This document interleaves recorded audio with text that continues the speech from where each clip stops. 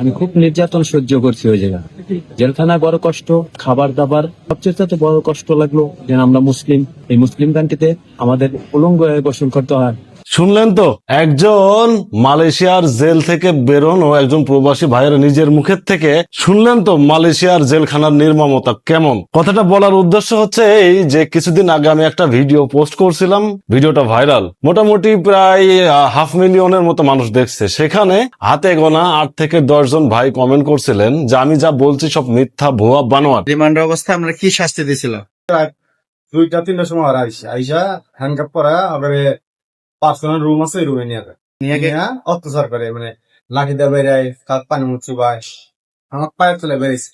তো আসলে মালয়েশিয়ার জেলখানার নির্মমতা যারা গেছে তারা জানে। সামান্য জেলখানা নয়, বালাইতে নিয়ে যাওয়ার পরও তারা যে কি আচরণটা করে, যারা পুলিশের কাছে ধরা খেয়ে বালাইতে গেছে তারাও জানে। তো আসলে ভাই, আমরা যারা সোশ্যাল মিডিয়ায় কথা বলি, বিভিন্ন জায়গাগুলো তুলে ধরি, বিভিন্ন বিষয় নিয়ে টপিক নিয়ে কথা বলি, এই সোশ্যাল মিডিয়ায় কিছু কথা বলতে গেলে আমাদের আগে ভাবতে হয় যে কিছু মানুষ আছে যারা সবসময় খুদ ধরার জন্য ঘুরে বেড়ায়। তো মালয়েশিয়ার জেলখানার নির্মমতা ভাইয়ের নিজের মুখ থেকেই তো শুনলেন, আমি তো একটা কথা বানায় বলি নাই। তা আসলে আমরা যারা সোশ্যাল মিডিয়ায় কথা বলি, কিছু না ঘটলে কিছু রটে না, বুঝছেন? এটাই হচ্ছে সবচেয়ে বড় কথা। শুনলেন তো তার নিজের মুখে মালয়েশিয়ার জেলখানার নির্মমতা কেমন হয়।